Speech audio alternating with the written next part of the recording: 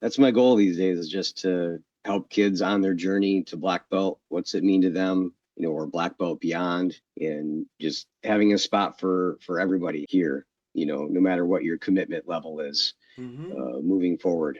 Hello, my name's Jamie Sparling, and I am the head instructor of Affinity Martial Arts and Wellness in Wausau, Wisconsin. Welcome to the FormABLE Podcast. FormABLE Podcast, we talk about formable moments in martial arts as well as martial arts training, and more importantly, in the lives of martial artists. Today, my guest is Chester Gustavson. This is a gentleman that I've known through the years, through our time at the Minnesota Collie Group. He has a school in Eau Claire, Wisconsin, and I've been blessed to do some workshops for him. And he's also came and done some things for our students.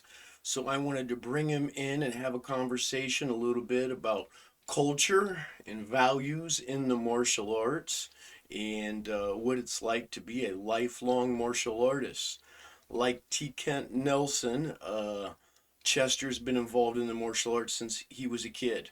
And I always find it fascinating when somebody has been involved for so long that they really don't remember their life that much without that piece. And it's an important piece for many of us. So without further ado, this is Mr. Chester Gustavson, Master Gustavson. How are you doing, brother?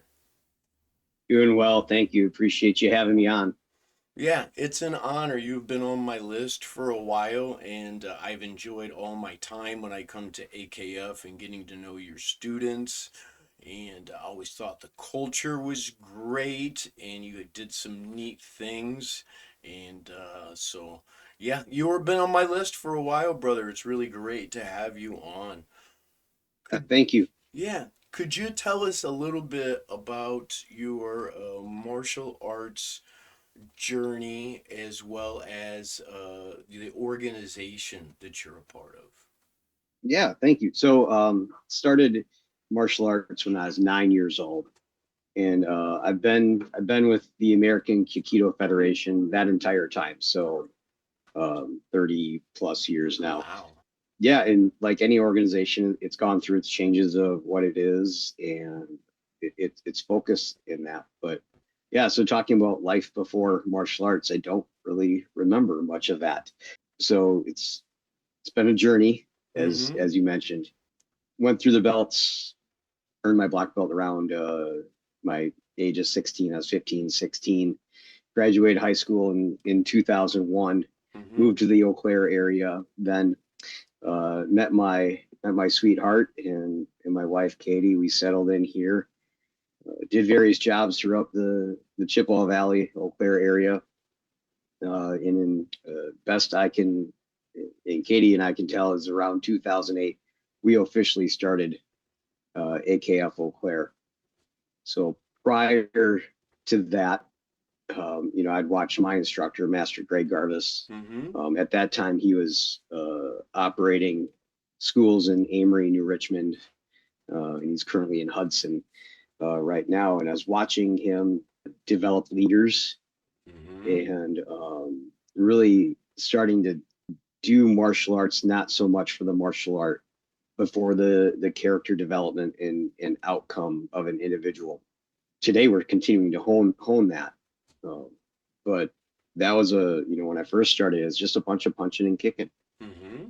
And they would say that, we as martial artists would learn discipline and respect, but it was never pre-framed like that. It was never said like, we do this to develop the discipline so that when you go outside of the dojo, that you will take these skills with you and apply it somewhere else. Mm-hmm.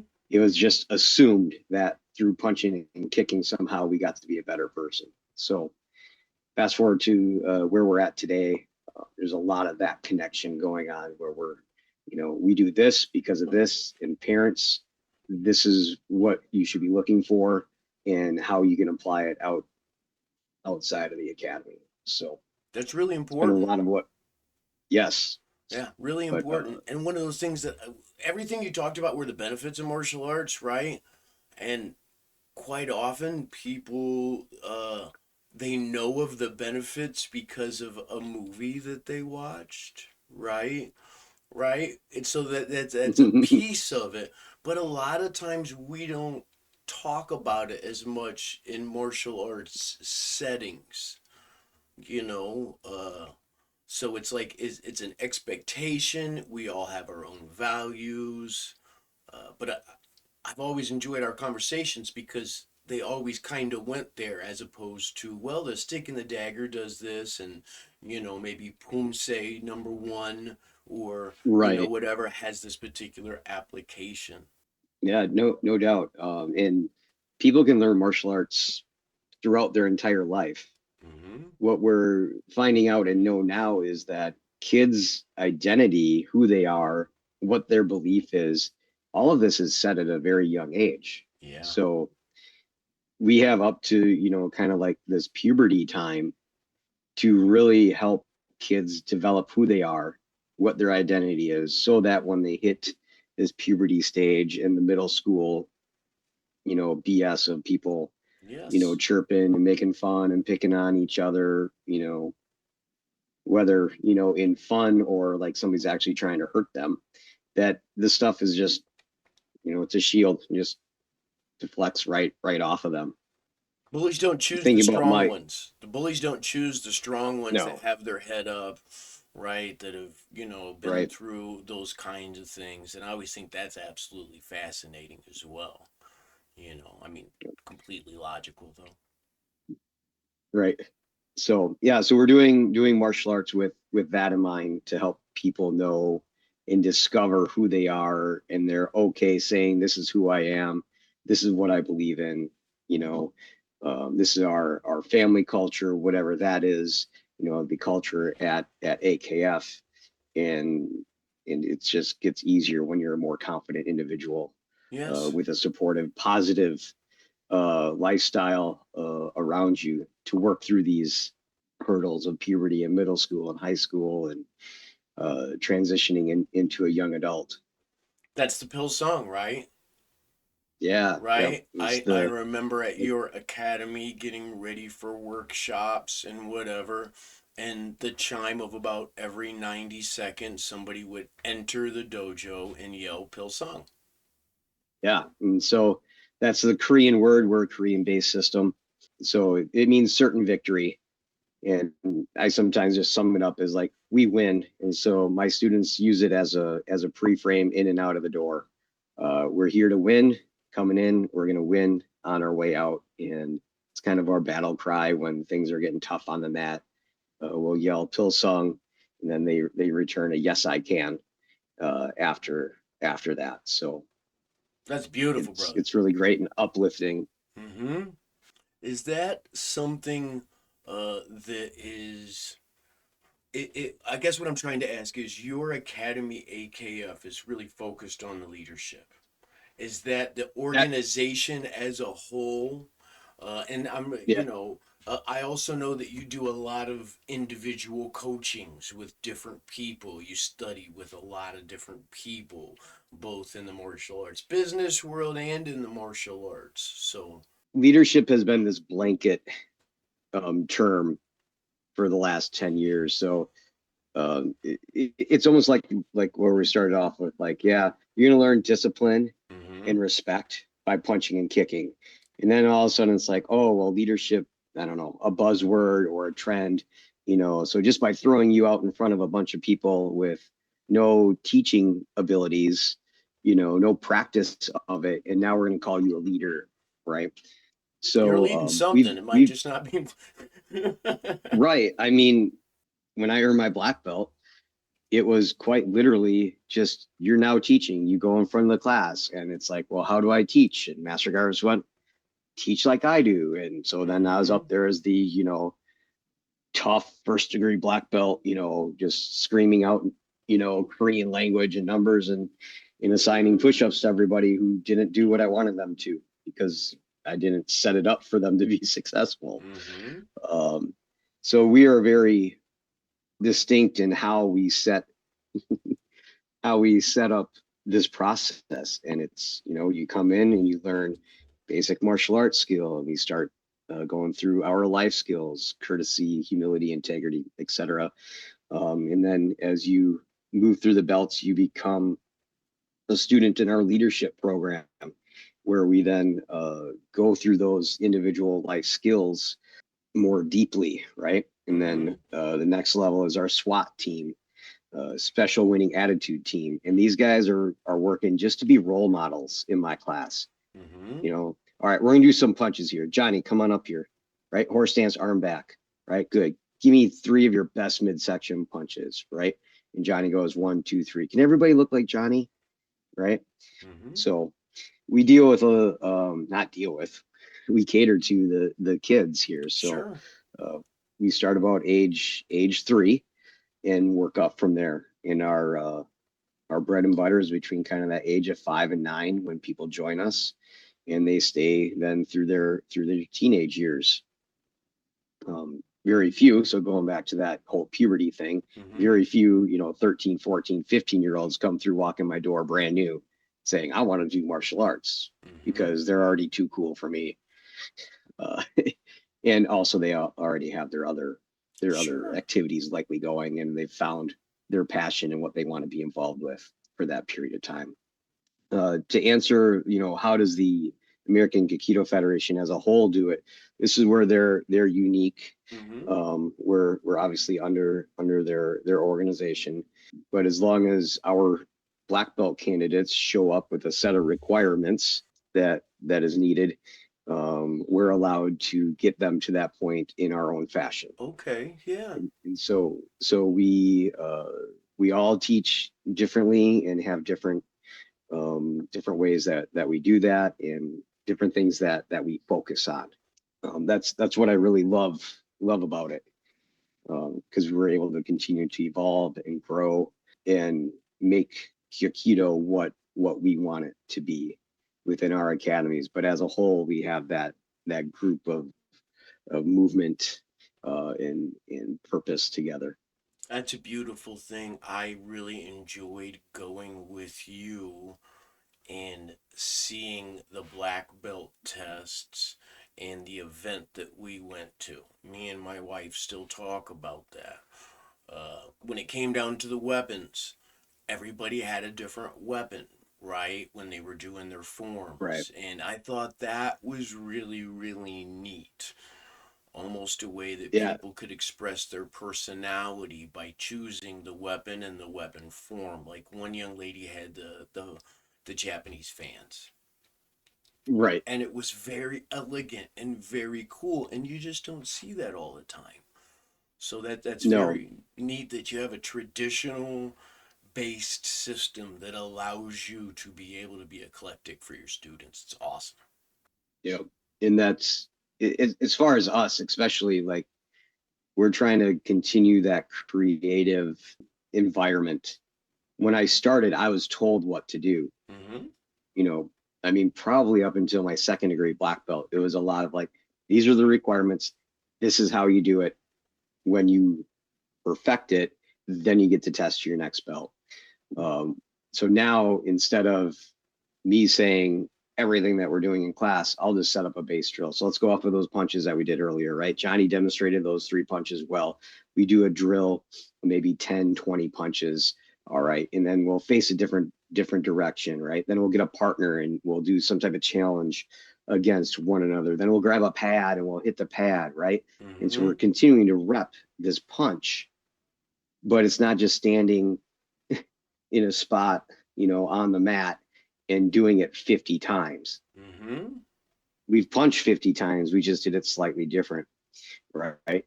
And then the next level of that would be to like create your own punching pattern, right? The kid will be in a small group, usually 3 kids. We call them a triad. So the kid bows them in, right? Horse stance, arms back. All right, we're going to do 3 punches like this. Maybe it's a high, low, high, mid, low combination. And they mess with sequencing those, slow, fast, right? Can they do their key up, their yell loud, but their punch soft? Can they do their punch hard, but do a soft key up, right? So we're helping with the brain in that manner. Sounds like teamwork building too, which is so important. Yes. The kids learn how to deal with one another, and they're taught that in team sports where you have to, but in martial arts, it's different because I have to care for my partner. This is where I think martial arts is so unique, is it's as much an individual activity as it is a group. Sir, yeah. In the way that we do it, right? So, we can be solo on the mat doing the pumse as you mentioned, right? We can be a small group of three, like I just talked about. We could all be doing it. All 30 of us could be doing the same thing at the same time. Mm-hmm. And if I want to be that guy, like, hey, that wasn't quite what I wanted. All right, we got to do it again until everybody's helping everybody get where they need to be. And that's the accountability of it. So when people say, yeah, I'm teaching leadership in martial arts, that's how we do it. Yeah. And that's the little drip, right? You let the kids stand in front of two kids and do a punch drill versus go stand up in front of 30 kids. It's a step by step thing, right? Incremental. So to back up, after our SWAT team is our Delta team. That's the next level up, where we let them actually run a little part of a class, of a drill, Mm-hmm. right? And then this eventually leads into them being able to teach more in different sections of each class. Eventually leads to an instructor internship, where we really start diving deeper. And when you're ready, and if we have a position, that's when we hire. And so the whole goal would be that we try to do this, and have them ready around their, 14, 15, 16-year-old, where we can start hiring these kids. And, Mm-hmm. Like Dylan Berg and Andrew Knutson, I know you've Yeah. known both of them over the years. And they started off as, 9, 10-year-olds, I think. It's, 4 or 5 years, earn your black belt, do this deeper dive, and here you are. So the last 2.5 years have been teaching my beginner class, my basic class, white belts through green belts for us. So it's like 4 belts. Mm-hmm. Takes them about 8 to 12 months to do that process with those kids, and they pretty much handle that solo from start to finish, belt testing and everything. So That's great for them. Those are the types of life skills that are going to pay off later in job interviews and so many yes, different little pieces. Good for you. That's awesome. So I'll use Dylan as an example, Uh right? huh. Graduated high school, has a different passion in path that he wants to take for education and career. That is great. So my hope is that he's pulling experiences, skill sets from his martial art journey and applying him forward like that. So He if will. if He's you're a not smart gonna, cookie, that kid. yeah. Yeah. But for everybody, like, if you don't want to work for me, that's fine. I just ask that you internalize and then execute things outside of here, Mm-hmm. and find their passion, whatever it is. serve Serve others in some way that is meaningful. To So be. when we do stuff for others, like, not only does it feel good for us, but it's good for the world. And it's kind of that, and just continuing to pay it forward. And when you help enough other people get or do what they want, you're going to get what you want and need in your life as well.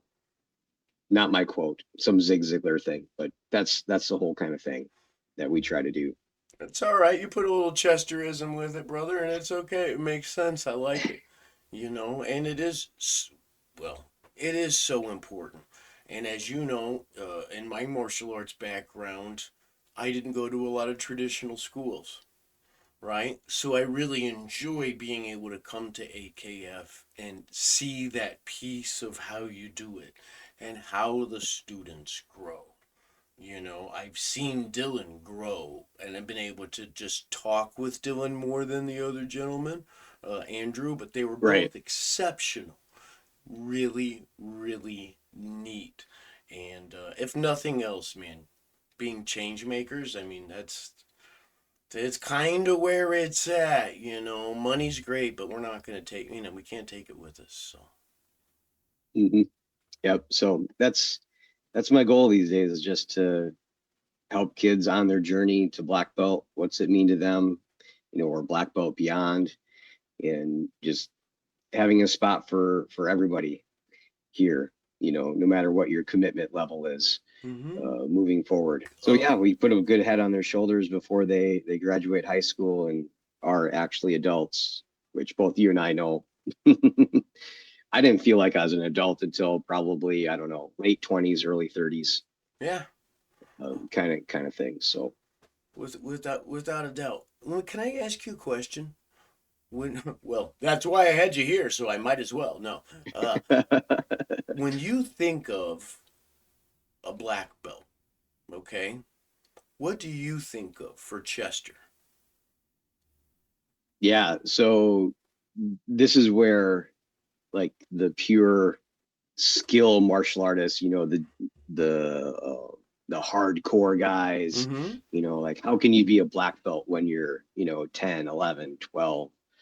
And, that's some different organizations' thoughts.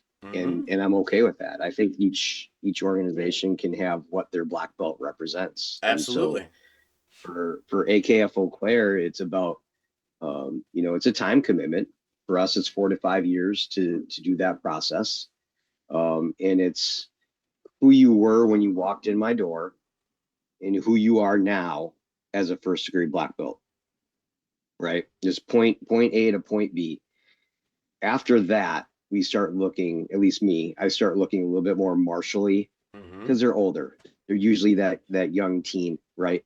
Where they've grown taller, they're filling out, and they're also just mentally maturing a little more, that they can understand, you know, pros and cons of something. Mm-hmm. So as far as like self-defense goes, like if I do this, then this happens. And if I don't do this, then this happens. And then, you know, the 6, 7, 8-year-old kids don't understand that if you don't do, a self-defense movement correct, that, that could lead to worse things. So we focus on more of what do they need at that age, right? Coordination. And they Yeah. need, yeah, they need the coordination, they need the commitment, the structure, the identity building. That's what they need at that age, so that as they're adults, they can learn more of these actual skill sets and apply them. That makes a lot of sense, brother. That makes a lot of sense. I have to remind my own kids, the little dragons. Sometimes they're with me for years and years and years, and they do other things and then come back. Like when you were here, you weren't as tall. Okay, martial arts is already hard. I'm going to teach an adult class, and nobody's growing, right? But you just Right, when last right, time you were here, you were 2 inches shorter. So you kick. Today we got to go back and work on that side kick again. You right. know, Yeah, and so you get into that whole different physiology thing too of, kids are longer in the leg or the torso for a little time, and it's um pretty hard for some of these kids. Like me, I swore I wore my belt up this high for like 2 years. I was all leg, no torso. And it's a weird time, to be learning movement and trying to apply it. and it's a weird time kind of in the world right now. So like it's to be a kid and to be like in the environment that you provide is really really important because there's a lot of information, there's a lot of options, there's a lot of good stuff, a lot of bad, a lot of BS. And how do we get Right. through all of it? Somebody said, the internet doesn't give kids access to all the information of the world. It gives the world access to your kids. And that really hit me, Yeah, you brother. know, and going to your point of, it's a different time.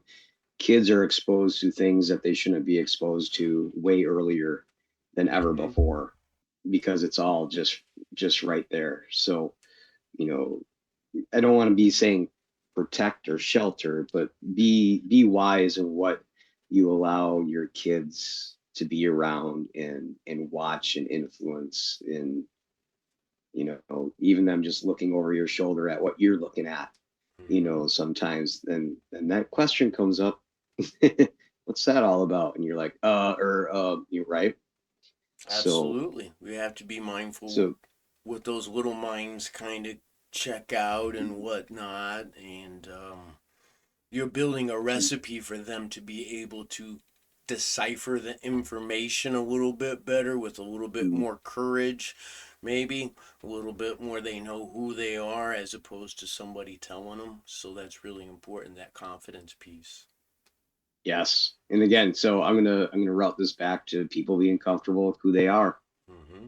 And so when the kids are like, "Hey, look at my thing on my phone," if they see it, it's not going to internalize because it's already it's the things that we want are already internalized, so there's no room for any other junk to go in, Mm-hmm. if that makes sense. Makes total sense. It makes total sense. Like you said, the development of kiddos just happens so much earlier than we ever thought. And sometimes when we see how the adults are acting, we can kind of see that, you know? Right. No, there's no doubt that these guys are going to be voting and on committees, you know, for local government, state government, like this is the next generation. Mm-hmm. And so to help these kids, find their values and be able to stick to them so that when the external things, they're like, yeah, whatever, I'm not going to buy into whatever it is that they're seeing, whether it's on the news or in groups that they're hanging out with or that kind of stuff. So you have a real passion for leadership, brother. I do. In Dylan and Andrew are my first kind of go around of of this, and it's a long process. Like I said, it's been, you know, well, at this point, it's been probably 7, 8 years in the making since they Mm-hmm. started, and then helping them develop into instructors. So trying to keep my funnel full, under them. Andrew graduates next year, Mm-hmm. and it's like, is he going to stay local with an education? Is he going to do one? Like, these are all conversations that need to be had, but I got to keep filling that funnel under them because we know that not everybody wants to be an instructor, Mm-hmm. but we got to keep going through this process of helping find somebody who's going to be crazy enough to eventually, like, and I say that in a loving way, and you're laughing. You know what we mean Yes. in the martial art community. How many thousands of people have we seen in our lifetime, Mm-hmm. you know, quit at whatever stage it is they quit at. So that's been kind of my thing, is like, just can I keep them here until they graduate high school? Mm-hmm. Once I got them right, and then off they go. That makes that makes sense. And if that's your first go around, those two young gentlemen are pretty dialed in. You're doing something right. Without Thank you. without you're very welcome, brother. And I gotta shout out people that help me do this. So within our organization, obviously my instructor, Master Garvis, who you've met a Mm-hmm. few times at the seminars, he's been a big drive behind a lot of this thought process. Master Borquest also, with the AKF, he runs Lake in the Hills in Illinois, AKF Academy down there. And then Greg Horton out on the East Coast, he runs Mastery Martial Arts. A lot of what we're doing here is contributed to his process out there in Rhode Island, and just an awesome individual, genuine, not one of these consultants, fly by night, Mm-hmm. click here for your free whatever. So I've been one of my other mentors, Bob Samara, is he's just all about the track record. Like, so I'll relate this to the martial art industry, right? Mm-hmm. The black belt. So I don't know if I even answered that question fully earlier, but what is that black belt? And so people have this perception of black belt as this high achieving, you Magic. know, right, kind of thing. But do they live it on and off of the mat? So this, term master or sifu or instructor, whatever it is, like, are you this on the mat, and not off the mat, Mm-hmm. right?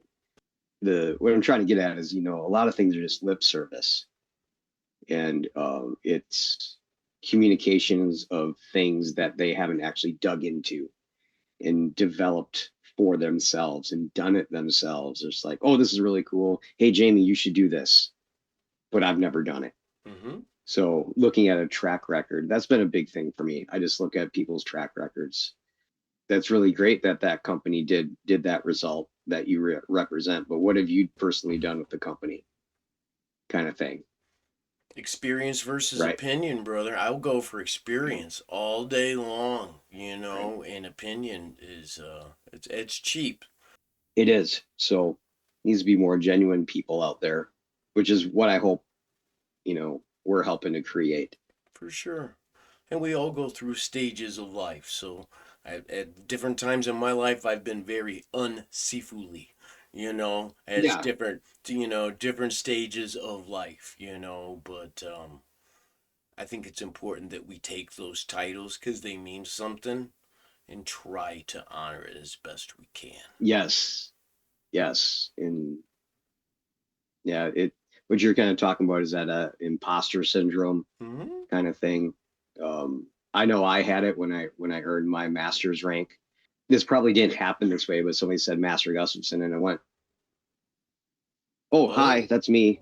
Yeah, Yeah. because you grow into these positions. Yes, brother. You know, you don't you don't start off all knowing kind of Yeah. thing, and so you keep taking steps. You create the next comfort zone. You go live there, and you just keep rinsing and repeating that. The belief starts to come that you are who you are, or I do deserve the rank of master, right? Because of look at what I have done. Brother, that's And two different things in my that's mind a happen. Either like we can achieve the rank and then there's something inside of us that makes us want to do better to feel like we earned it more so, or we achieve the rank and we're like, okay, check it off the box, and sometimes then we're done. You know what I mean? So that imposter syndrome, I heard the other day someone say the only people who really don't have some type of imposter syndrome are actually really freaking imposters. Like they're in and out as quickly as possible. makes sense, Whenever right? I was very fortunate, I just earned my purple belt, you know, Yeah, and congrats on that. brother, thank you so much. I was a blue belt for over a decade, so without a doubt, still feel like I'm gonna work on earning that purple belt, and I That's know right. I put in the time because I did, two extra, well, anyway, a decade of being a Right. blue belt. So between injuries and whatnot, but I think sometimes that imposter syndrome can almost bring out the best of us, you know, uh, in certain Right. type of cases. Yeah, prove them different. Sometimes just a little bit of something extra for ourselves because we don't remember walking in. One thing I like that you said is, the black belt. You remember when they come in, and are they a different person now, right? And something that was said to me during that when I got my purple belt, and there was a few people that got a few promotions, uh, that was as that kind of fits together that will continue to grow into that piece. Yeah, it's just a growth process. It's just a growth process, but we get really caught up in rank and whatnot. Yeah, It's yeah. easy to do At sometimes. some point, it gets old. Mm-hmm. I know personally for me, it's old. Like putting another stripe on my belt doesn't make me a better person. Sir, mini me, you What? complete me. Yeah, gotcha. Well, brother, I appreciate you coming in and spend some time with us. Yeah, pleasure. I wanted to ask something I ask all of our instructors who come on and our guests is martial art advice for newbies. Okay, Ooh. something like an action step that Are we some talking kids, adults? What are we talking about here? well, let's talk about kids because you have a tremendous Kids. amount of children in your program and you do very well with them, right? So you Thank got you. a new, yeah, you're welcome. First of all, if a family is brand new to the martial art world, Mm-hmm. like go try different academies, see who Okay. they are, because not everybody's a good fit for AKF, Mm-hmm. right? And I'm okay with that. But go find your home if you really want to find a martial art home. So go try, and then kids are going to go through these seasons of not wanting to do things. And it doesn't matter what the thing is. But as a parent, if you truly believe in the process that your child is going through in the academy, keep them there. Just Mm-hmm. get them to class. I know it's hard. I got two kids of my own who don't always want to come in and train. That it's just usually once you get them there, it's good, Mm-hmm. and they're back to training and having some fun. It's hard. Parenting is hard, and I find myself giving permission to parents to be parents. Yeah. Well, Just be a nowadays, parent. Put your foot down. mm-hmm. Put your kid in the car. It's okay. You are the parent. You know what's best, and you know what you want your child to do. It's no different than church. It's no different than school. You know, I don't want to go to school. Yeah, right. Okay, cool, kid. Not a problem. Just don't go to school. I don't Yeah. want to go to church. Oh no, that's okay. Just stay home. Like, no, I know parents like push their kids to do that because they know it's good for them, Mm-hmm. or it's what's required of them. It's what's So required, and the only way you'll get to the 10th grade is by passing the ninth. yes, So that's makes total sense, brother. It makes total sense. And nowadays, I read something. It was on one of your Facebook posts, and it said something about do not change the road for your child, but mm, prepare your child to be able to handle the road. yes, And that struck me, and it was a very nice way to say that things are going to get hard later, right? And if we're making yes, everybody comfortable right now, later on when it gets hard, that could be twice as hard because they never yes. felt uncomfortable before, and Oh, yes. very important. Very, very important.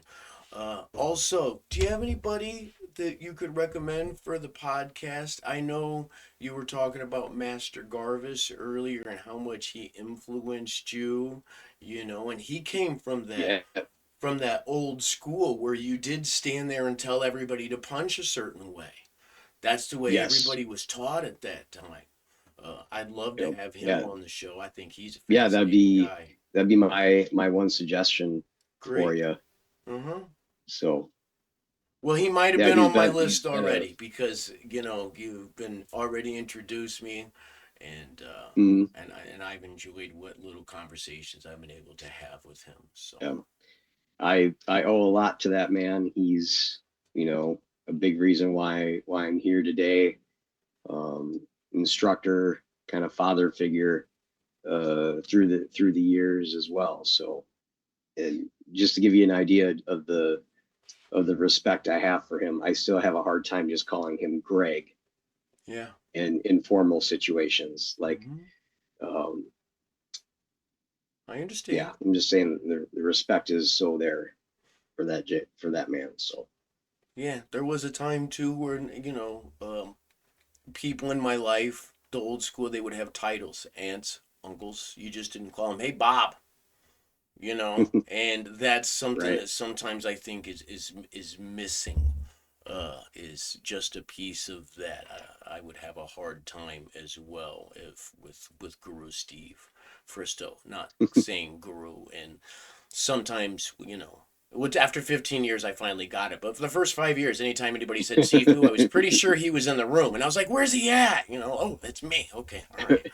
Well, let me get over there and answer my Right. question to the best of my ability. Brother, Thank you so much for coming on the FormABLE podcast. I'm gonna reach My out to pleasure. I'm gonna reach out to Master Garvis, and would you come like to come back and talk to us again at some point? You bet. Great. Really, really appreciate it. And I will put some links down in the description so that some of the folks can find you there in Eau Claire if they have any questions. Awesome. Appreciate your time, man. Absolutely, brother. This is Jamie Sparling, head instructor of Affinity Martial Arts and Wellness in Wausau, Wisconsin, host of the FormABLE podcast, here with Master Chester Gustavson of AKF Martial Arts in Eau Claire. And if you enjoyed this conversation, please leave us a comment, and I'll make sure to ask Master Gustafson to come back on. Thank you for watching. Like and subscribe, all that happy blah blah blah stuff. And thank you for watching the FormABLE podcast.